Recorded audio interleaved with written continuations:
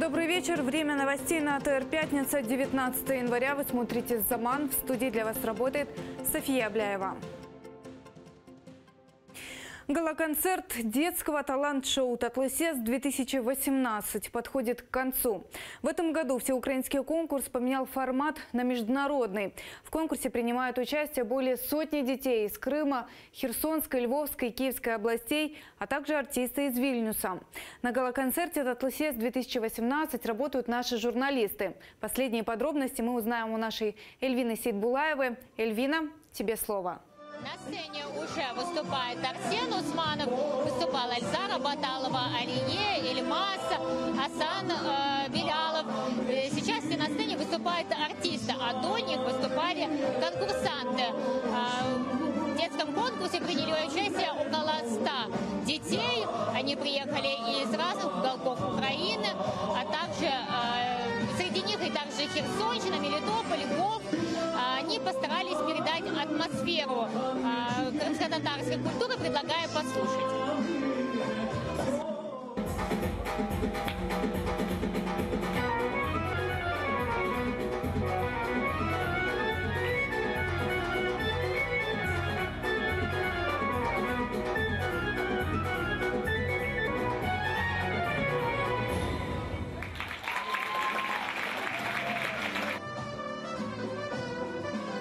Участники из Крыма привезли такую теплую атмосферу для того, чтобы крымские татары, которые живут в Киеве, не чувствовали себя одинокими.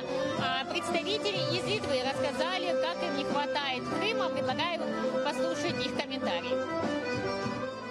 Мы приехали сюда, чтобы дать тем детям, которые пытаются здесь продвинуть нашу культуру, дать уверенность, чтобы они не боялись выходить на сцену и танцевать. Они должны просто, как говорится, кайфовать на сцене.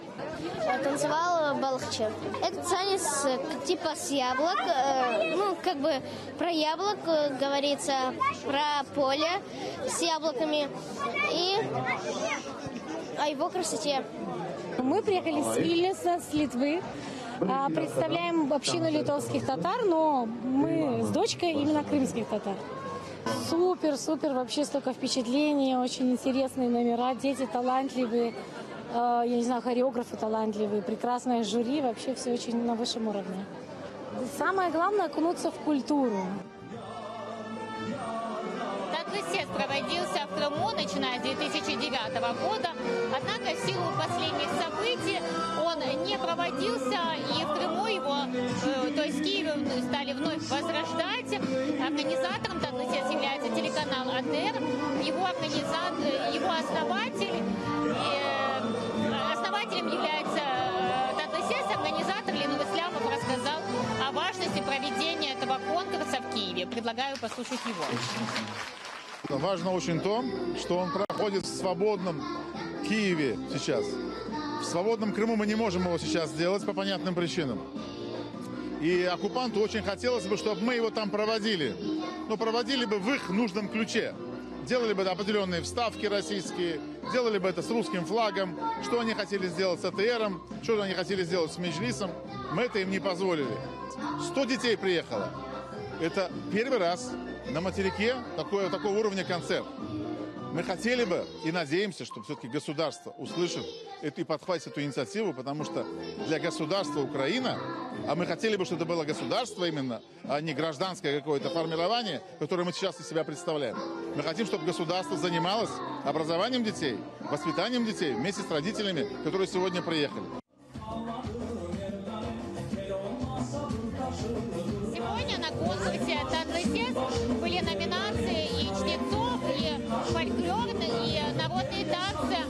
Также на конкурс приехала и бывшая участница конкурса «Татлысес» Элина Сосновская. Элина, расскажите, что вам дала конкурс «Татлысес» — это первый масштабный конкурс, это первый выход на сцену. Он мне дал огромный багаж опыта, багаж знаний, знакомства с самыми интересными людьми, с нашими артистами, не только знакомства, а также работы, сотрудничества. Сегодня вы уже в роли не конкурсанта, а в роли гостя. Что представили, что подарили сегодня крымским татарам? Я привезла песню «Хором минем ватаном сын», можно сказать, частичку Родины с собой. А я привезла, хотела подарить эту песню,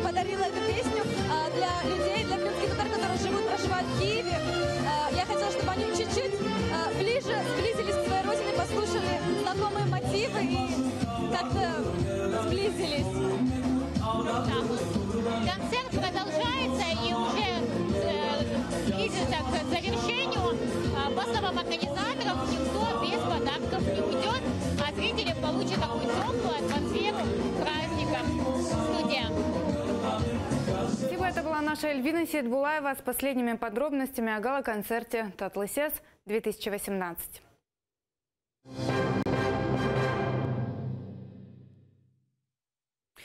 Завтра, 20 января, День автономной республики Крым. 27 лет назад на первом в Советском Союзе референдуме население высказалось за восстановление автономного статуса Крыма. Тогда, по официальным подсчетам, более 93% жителей полуострова пришли на участки и проголосовали за крымскую автономию в составе СССР. Впоследствии она стала частью независимой Украины. Большинство крымских татар на тот момент еще находились в местах изгнания. Организация Крымско-татарского национального движения ОКНД призвала бойкотировать референдум, что крымские татары и сделали. К тому времени крымско-татарский народ активно возвращался на свою историческую родину, и ряд политических сил пытались определить статус, новый статус придать Крыму без учета интересов крымско-татарского народа и изменить статус и сделать его отдельным субъектом Советского Союза. Мы бойкотировали категорически. В истории Крыма был и второй, но уже псевдореферендум. В марте 2014 года под дулами автоматов российские оккупанты организовали так называемое присоединение полуострова к Российской Федерации. Международное сообщество это мероприятие не признало, а аннексию Крыма осудило.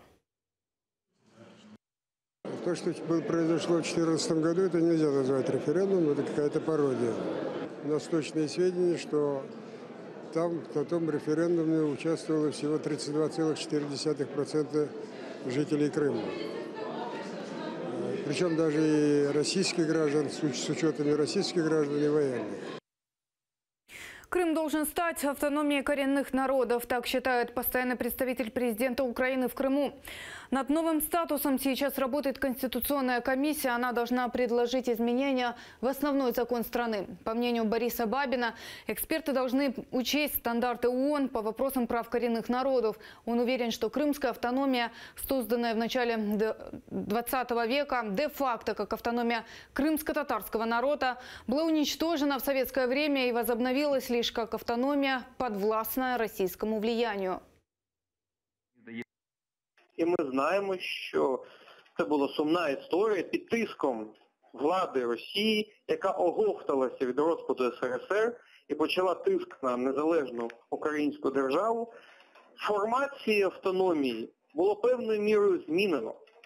І замість тої форми, якою вона вбачалася з самого початку, як автономія, яка має гарантувати права корінних народів Криму, то вона була фактично перетворена на знаряддя впливу российской державы на незалежную Украину. Очередное дело против предателя из Крыма. Прокуратура Автономной Республики объявила подозрение экс-руководителю самообороны Крыма Владимиру Мерцалову. Он в 2014 году принимал активное участие в создании этого вооруженного формирования. Сейчас прокуратура Крыма готовит материалы для объявления его в розыск. Подробнее далее в сюжете. Захват Симферопольского аэропорта, Крымского управления СБУ и здания МВД. Все это происходило при участии незаконного вооруженного формирования, так называемой самообороны Крыма. Владимир Мерцалов, бывший офицер МВД Украины, возглавлял ее 4-ю роту. Это была наша инициатива для того, чтобы не дать возможности разгореться этому огню, который может разгореться в Крыму. Поэтому мы хотим, чтобы радикализм не прошел, фашизма мы не хотим. В начале аннексии Мерцалов помогал так называемым «зеленым человечкам» блокировать украинские воинские части. За измену присяге и содействию российской агрессии от оккупантов получил новую должность. Возглавил комитет по противодействию коррупции. Специальной роты Мерцалову Владимиру Викторовичу. Вклад Мерцалова в аннексию Крыма отметил лично Владимир Путин, наградил орденом Мужества. Однако впоследствии о заслугах предателя в Кремле забыли. Его обвинили в махинациях в особо крупных размерах. В России он в федеральном розыске, а теперь под официальным подозрением и в Україні. Підозрюється в участі у непередбаченому законом створеному збройному формуванні, нападі на державні установи, організації, а також у посяганні на територіальну цілісність України. По этому обвинению в Украине Мерцалову грозит тюремный срок от 7 до 15 лет. Подготовлены материалы и об объявлении его в розыск. Установлены и сообщники более 500 членов незаконного вооруженного формирования, так называемой самообороны Крыма. Среди них немало бывших правоохранителей. Эльвина Саидбулаева, Людмила Гарпинич, Даниил Карп, Заман, АТР. Евросоюз требует от оккупационной власти Крыма обеспечить медицинской помощью фигуранта так называемого дела Виджея Кашка Бекира Дегерменджи и ставят под сомнение обвинения, выдвинутые против него. Об этом говорится в официальном заявлении ЕС. В документе также отмечается, что Евросоюз не признает приговор Владимиру Балуху, которого посадили на 3 года и 7 месяцев, а считает также незаконной аннексию полуострова Россией. Международным правозащитникам надо предоставить полный, свободный и беспрепятственный доступ на полуостров. И Европейский Союз ожидает, что все незаконно задержанные граждане Украины на территории незаконно аннексированного Крымского полуострова и в России будут освобождены как можно скорее.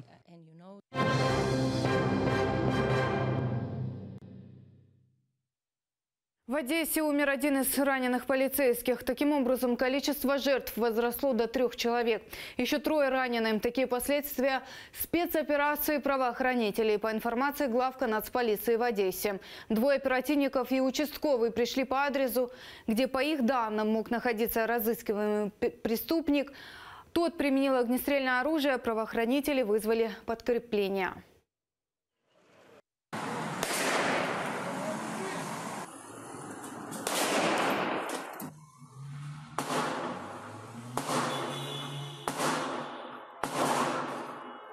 Все, он захлебывается в крови, походу, нормально его поймали. По прибытию патрульной полиции было принято решение на локализацию преступника, что и было сделано. В ходе проверки адреса проживания подозреваемого в розыске Дорошенко также было установлено и обнаружено 2 человека, ранее судимых, которые прятались. Помимо этого на адресе было обнаружено огнестрельное оружие атипичное, переделанное под глушитель, а также мини-цех по производству атипичного огнестрельного оружия. Помимо этого, непосредственно на Дорошенко находилась сумочка, в которой находилось 4 осколочные гранаты.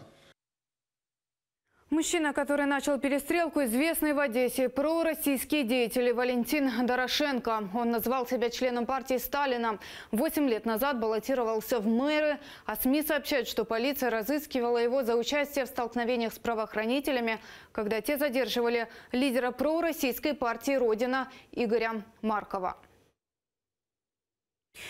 Нападение с топором на школу в Улан-Удэ. Пострадали 6 школьников и учитель. 3 раненых, включая нападающего, в критическом состоянии. Это 2-е за неделю нападение на школу в России, совершенное подростками. Подробности очередных недетских разборок далее в эфире. Утром 15-летний подросток, вооруженный топором и коктейлем Молотова, ворвался в школу. Своей мишенью выбрал 7 класс. Да, погнался за мной, но я убежал. Моему другу лучшему прилетел по лицу топором, как я понял. И девочке тоже палец отрубило. После кровавых разборок парень пытался все поджечь. Огонь вовремя потушили. Дальше он и сам пытался покончить жизнь самоубийством. Его остановили и задержали. Да, там одна больная на 2-м этаже. В Следственном комитете опровергли информацию, что подросток мог действовать не один. В рамках расследования уголовного дела также будет дана правовая оценка действиям либо бездействию работников учебного заведения, представителей органов профилактики, на которых лежит обязанность по обеспечению безопасности в школе. Школьники рассказывают, парень, который устроил кровавые разборки, с хорошей семьи. Папа работает в МВД, но, добавляют, парень симпатизировал нацистам. Кроме этого, школьники не исключают, что это могла стать обычная расправа над учительницей, которая поставила поставила ему двойку в четверти по русскому языку. В то же время родители школьников рассказывают, за день до резни некоторым детям пришли странные сообщения. Девочка сказала, послала им в Вайбере, или как они там общаются, я не знаю, что будет не ходить в школу, мальчики эти сказали, предупредили, будет мясо. Это уже второе нападение на школу за неделю. Еще один случай был в понедельник в Перми. Там пострадало 15 детей и учительница. Российские следователи пытаются найти связь между этими случаями. Не исключают, что дети действовали под влиянием закрытой группы в соцсетях, которая и подстрекает подростков к преступлениям. Вероника Иващенко, Заман, АТР. На этом все. Информационный вечер на телеканале АТР продолжается. Спокойной ночи и хороших выходных.